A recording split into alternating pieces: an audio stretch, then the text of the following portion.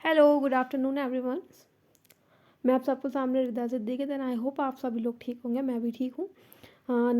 बात करते हैं अपने आज की टॉपिक पे। तो हमारी 3 यूनिट चल रही है सेकंड पेपर की।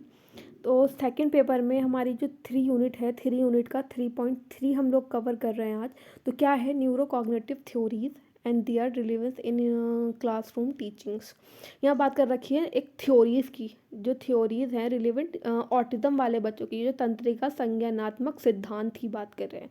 तो हम लोग इसमें कुछ थ्योरीज़ पढ़ेंगे जो ऑटिज़म बच्चों पे अप्लाई की जाती हैं। ठीक है।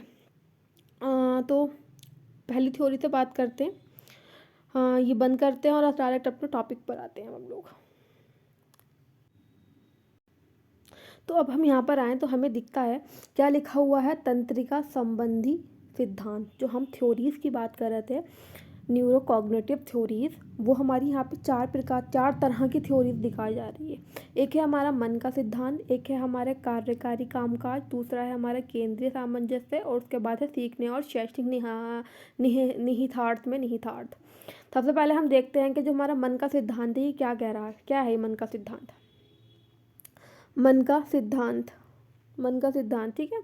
मन का सिद्धांत दूसरों की इच्छाओं, इरादों और विश्वासों को समझने की क्षमता को संदर्भित करता है। जो हमारा मन का सिद्धांत है वो दूसरों की जो हमारी इच्छाएं, विशेष होती हैं, जो भी उनके इंटेंशंस होते हैं, जो भी उनके बिलीव, भरोसे होते हैं, क्या है सामने वाले व्यक्ति के अंदर इस तरह की क्षमता, ग्रहण क्षमता मतलब कि उत्पन्न होती है, क्षमता का निर्माण होता है कि वो सामने वालों की इच्छाओं, विश्वासों सबको क्या है समझ सके।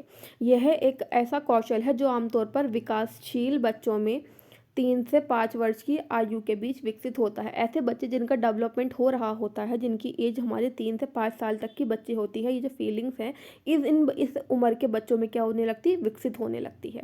मन का सिद्धांत कैसे विकसित होता है, यहाँ पे बात कर रखी है प्रोसेस की, किस तरह से प्रोसेस होता है, किस तरह से विकसित होता है हमारा मन का सिद्धांत।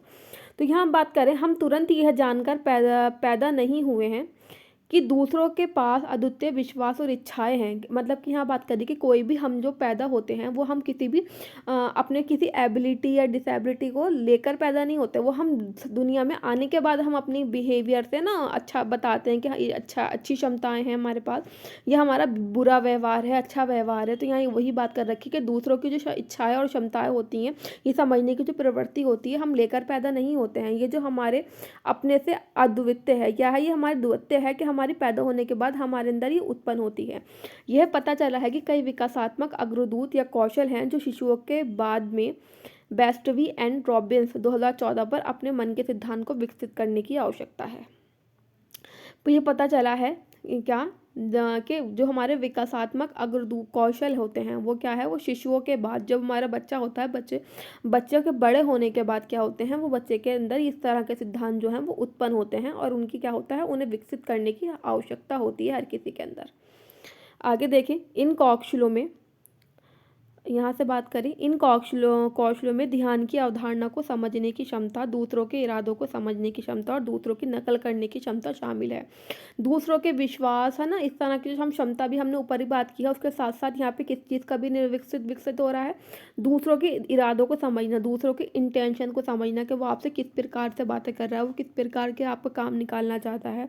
क्या था, दूसरों की नकल करना। हम लोग देखते हैं आजकल के भाई, इसकी हम ही रस करते हैं, है ना, एक दूसरे को हम कॉपी करते हैं, यार इस साल से इसने इस तरह की वीडियो बनाई, मैं भी बनाऊंगी, इसने इस तरह के कपड़े बनाई, मैं भी पहनूंगी, है ना। ये सभी सीढ़ी का पायदान है जिन्हें मन के सिद्धांत के मंच पर पहुंचने से पहले चढ़ना चाहिए। ये जब मन का सिद्धांत हमारा क्या है, अभी तक हमारे अंदर विकसित नहीं हुआ, ये उससे पहले के हमारे स्टेप्स होते हैं जो इंसान के अंदर क्या आते हैं, उत्पन्न होने लगते हैं। उसके बात करें, मन के सिद्धांत को विकसित करने के लिए आवश्यक अन्य विकासात्मक अग्रदूतों में शामिल है किसी और के होने का नाटक करना, जैसे डॉक्टर या कैशियर का, मतलब किसी और के करेक्टर में जाना, या फिर किसी कोई और होना, प्रिटेंड करना। और यहाँ पे क्या लिखा, भावनाओं के कारणों और परिणामों को समझना, कि हमारी जो फीलिंग्स है, दूसरों के फीलिंग्स है ना, हम कभी कभी ज़्यादा इमोशनल हो जाते हैं, तो हमें उसके पीछे के जो कारण हैं और उसमें वो फीलिंग्स उत्पन्न होने के बाद क्या परिणाम निकलेंगे, तो हमें हर चीज़ का क्या है स्पेसिफिक मालूम होना चाहिए अपना कोई भी बिहेवियर दिखाने से पहले। यहाँ बात कर रखी है लोगों को समझना और अलग अलग पसंद नापसंद करना। सभी हम सभी जानते हैं कि हर किसी की अपनी अपनी पसंद नापसंद होती है, तो अगर सामने वाले लोगों को क्या है पहले समझना समझना चाहिए, उसके बाद हमें पता चलना चाहिए कि वो इंसान अच्छा है या बुरा है, हमें पसंद है या नापसंद है। इसके बाद हम बात करते हैं, क्या लिखा है, अन्य लोगों पर ध्यान देना। मनोवैज्ञानिक साइमन बैरन कोहेन के अनुसार मन के पूर्ण विकसित स्थान के लिए पहले अंतर्निहित अग्रदूतों में से एक है। क्या बात कर रखी है, जो हमारे मनोवैज्ञानिक है साइमन बैरन कोहेन के अनुसार कि मन में पूर्ण विकसित सिद्धांत के विकास के लिए ध्यान पहले अंतर्निहित अग्रदूतों में से है। कि जब तक हम लोग क्या कर रहे हैं, मन का सिद्धांत विकसित होने से पहले सबसे पहले क्या इंपॉर्टेंट है, अपने ध्यान में एकत्रित होना, अपने अंदर अपने आप को समझना। ठीक है, इसमें यह पहचानना शामिल है कि देखना केवल देखना नहीं है, बल्कि हम चुनिंदा वस्तु और लोगों पर अपना ध्यान केंद्रित कर सकते हैं। कि हम लोग क्या समझते हैं कि जो हम एक वर्ड को, एक पर्टिकुलर किसी भी वस्तु को क्या है हम देख रहे हैं, ऐसा नहीं है, बट क्या है हम लोग सब कुछ देखते हैं ना, कि हमने देखा पंखा लग रहा है, नीचे फर्श है, आगे सामने कुर्सी रखी है, बट क्या है कभी कुछ कुछ चीज़ें ऐसी होती हैं जिन्हें हम देख के क्या करते हैं, उस पर अपना ध्यान लगा देते हैं, है ना। कुछ ज़्यादा हमें सुंदर चीज़ लगती है, कुछ अनोखी चीज़ लगती है, फिर ज़्यादा कुछ बुरी लगती है जिसका हम मजाक बनाते हैं। इस तरह की जो कुछ स्पेसिफिक चीज़ें होती हैं उन पर हम केंद्रित करते हैं, बाकी वस्तुओं पर क्या है हम सिर्फ नज़र डाल के उनको रहने देते हैं। बैरन कोहेन 1991 इस ध्यान का एक प्रमुख उदाहरण संयुक्त ध्यान है।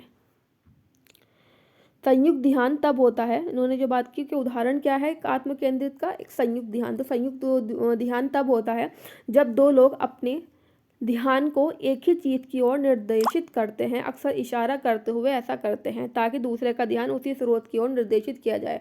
कभी कभी हम क्या देखते हैं कि हमें कोई अच्छी चीज़ नज़र आ रही है, तो मेरे सामने कोई मेरी फ्रेंड बैठी है, मेरी सिस्टर बैठी है, या फिर कोई और अन्य स्पेसिफिक इंसान है, तो मैं क्या करूँगी, वो सामने इंसान हमारे है तो हम क्या है उसको सामने बोल नहीं सकते, तो हम क्या करेंगे, इशारा करेंगे और हम दोनों एक स्पेसिफिक टाइम में क्या है उस वस्तु पे या उस इंसान पे अपनी नज़र गड़ा देते हैं ना। ये क्या होता है, हमारा संयुक्त ध्यान होता है।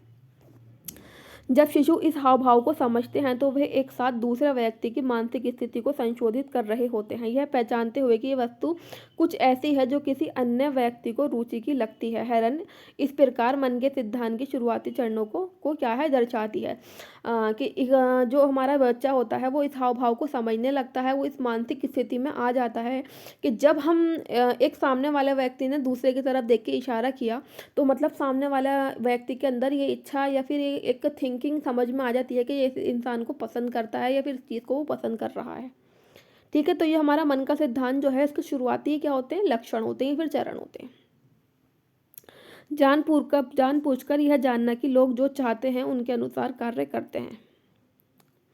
यहाँ बात क्या कर रखी है, जानबूझकर यह जानना कि लोग जो चाहते हैं उनके अनुसार कार्य करते हैं। एक दूसरा मुख्य घटक जो मन के सिद्धांत के विकास में योगदान देता है, क्या है दूसरा घटक है जो हमारा मन का सिद्धांत है उसमें क्या है योगदान देता है, वह है जानबूझकर यह समझना कि दूसरे के कार्य लक्ष्य निर्देशित हैं और अद्वितीय विश्वास और इच्छाओं से उत्पन्न होते हैं, जैसा कि दार्शनिक डैनियल डेनेट 1980 द्वारा परिभाषित किया गया है। जैसे हमारे दार्शनिक हैं डैनियल डेनेट, उन्होंने 1983 में क्या किया था, ये परिभाषित किया था कि एक ऐसा घटक जो हमारे मन के सिद्धांत को बताता है कि जो दूसरे के अंदर क्षमता है, जो लक्ष्य निर्देशित हो रहा है, वो क्या है, वो जो भी जिस चीज़ की तरफ वो अट्रैक्ट हो रहा है, क्या है वो जो उसकी इच्छाएँ हैं या फिर उसकी जो विश्वास है वो उसके अंदर उत्पन्न होता है और उसके अंदर वो विकसित होता है।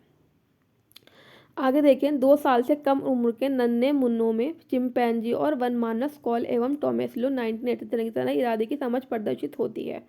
जैसे कि एक 2 साल का बच्चा है, क्या है उसकी उम्र 2 साल की है, वो जो बंदा चिंपैंजी और जो वनमानस होता है दोनों में क्या है अंतर नहीं कर पाता है। ये क्या है, कॉल एवं टोमेस्लो का 1998 में क्या किया था इन्होंने, ये बताया था, ये प्रदर्शित किया था। यह समझने के लिए इस कार्य के क्या है यहाँ बात कर रहे हैं कि यह समझने के लिए कि लोग इस तरह से कार्य करते हैं जो उनकी इच्छाओं से प्रेरित होते हैं। उदाहरण के लिए, मैं भूखा हूँ इसलिए मैं उस सेब तक पहुँचूंगा। यह समझना है कि अन्य लोगों की अपनी इच्छाएं हैं, वह भूखी होनी चाहिए। इस प्रकार एक सिद्धांत का प्रदर्शन मन की या मानसिक अवस्थाओं को दूसरों के लिए जिम्मेदार ठहराना है। इसका प्रकार का मतलब यहाँ ये बात कह रखी है कि हर इंसान की अपनी पर्टिकुलर इच्छाएं होती हैं, उनके अपने विश्वास होते हैं। एक इंसान, हम दो साथ में बैठे हैं, कोई तो अगर मुझे भूख लग रही है तो अगर सामने एक सेब रखा है तो मैं उस सेब तक पहुँच जाऊँगा क्योंकि मैं भूखी हूँ। अगर सामने वाला व्यक्ति भूखा नहीं है तो वो उस सेब तक नहीं पहुँच जाएगा। इसका मतलब कि जो हमारा लक्ष्य है वो अपना अलग अलग लक्ष्य होते हैं, जो वो अपनी कंडीशन और अपनी नीड के हिसाब से होते हैं हर पर्टिकुलर व्यक्ति के लिए। इसके बाद हम अपनी पढ़ते हैं दूसरी थ्योरी क्या है, कार्यकारी कामकाज। एग्जीक्यूटिव फंक्शन एक ऐसा शब्द है जिसका व्यापक रूप से ऑटिज्म हलकों में उपयोग किया जाता है, जो किसी व्यक्ति के संज्ञानात्मक कार्य से संबंधित कौशल की एक विस्तृत श्रृंखला का वर्णन करता है। कुछ सूत्रों का कहना है कि ऑटिज्म से पीड़ित 80% तक कार्यकारी कार्य विकार से पीड़ित होते हैं। क्या है, 80% जो हमारे ऑटिज्म के बच्चे होते हैं वो हमारे जो कई सिद्धांत है कार्यकारी कार्य विकार से क्या है वो पीड़ित होते हैं, जिसके कारण समय का प्रबंध करने में कठिनाई होती है। उन्हें कहाँ पे समस्या आती है, टाइम मैनेजमेंट करने में, समस्या का प्रबंधन टाइम का प्रबंधन करने में, किस तरह से कितना टाइम हमें कौन से काम में लगाना है, इस चीज़ को करने में, अपने टाइम को इंगेज करने में, अपने टाइम को बांटने में क्या है उन्हें समस्या होती है, वो इस स्किल को नहीं कर पाते हैं। कार्यों को पूरा करना उनमें से कई लोगों के लिए सरल कार्य है, जैसे हमारे कमरे की सफाई करना बहुत जटिल या असंभव प्रतीत होता है। हमें एक पता है कि जो हमारा कार्य, कुछ कार्य ऐसे होते हैं जिनको जो ऑटिज्म बच्चे होते हैं उन्हें करने में बहुत कठिनाई होती है। वो कौन कौन से होते हैं, जैसे हमें पता है कि हमें बहुत सारे हमारे पास काम है, हमने स्पेसिफाइड टाइम डाइवर्ट कर लिया कि इतने टाइम में मैं ये वाला काम करूँगी, इतने में ये करूँगी। उसमें से एक एग्जांपल दे रखा है कि हमारे कमरे की सफाई करनी है, तो वो अगर हमें इसका टाइम मैनेजमेंट है कि मुझे 10 से 15 मिनट अपना इस कमरे में लगाना है, तो ये जो ऐसे बच्चों को ये ऐसा कार्य है जो टाइम पे मैनेजमेंट होता है वो क्या है बहुत ज़्यादा जटिल, बहुत ज़्यादा भारी लगता है और उन्हें असंभव प्रतीत होता है कि काम मैं नहीं कर सकता हूँ। एएसडी वाले कुछ लोगों के लिए सामाजिक और संचार कठिनाई प्राथमिक मुद्दा नहीं है। जो हमारे कुछ एएसडी वाले बच्चे होते हैं और ऑटिज्म स्पेक्ट्रम डिसऑर्डर, उनके लिए सोशल और जो हमारा कम्युनिकेशन में हम लोग देखते हैं कि इनके मेन समस्या इनमें दिखाई देती है। तो यहाँ बात कर रहे हैं कि कुछ एएसडी वाले बच्चे ऐसे होते हैं जिनके लिए सामाजिक कौशल और संचार कठिनाई क्या है, उनके लिए कोई प्रॉब्लम नहीं होती इन स्किल्स को करने में। वे सामाजिक रूप से व्यस्त रहते हैं, वो क्या है जो हमारी सोसाइटी के कार्य होते हैं वो अपने प्रॉपर रूप से करते हैं और बार बार संवाद करने की पूरी कोशिश करते हैं, किस तरीके से हमें लोगों से कम्युनिकेट करना है वो सब पूरा अपनी पूरी तरफ से ट्राई करते हैं। लेकिन वे माता पिता और शिक्षकों के अनुरोधों का समय पर और संगठित तरीके से जवाब देने या परिष्कृत नाटक को व्यवस्थित करना शुरू करने में असमर्थ होते हैं, क्योंकि उन्हें कार्यकारी का योजना में काफ़ी समस्या होती है। क्या वो उन्होंने बात की कि यहाँ पे वो सारे तरह की एक्टिविटीज़ कर लेते हैं, चाहे सामाजिक हो चाहे वो कन्वर्सेशन करनी हो, बट जो उन्हें शिक्षक और जो उनके पेरेंट द्वारा कुछ स्पेसिफिक कार्य दिए जाते हैं जो टाइम मैनेजमेंट बेस होते हैं, उन्हें वो काम करने पे क्या होती है, समस्या होती है।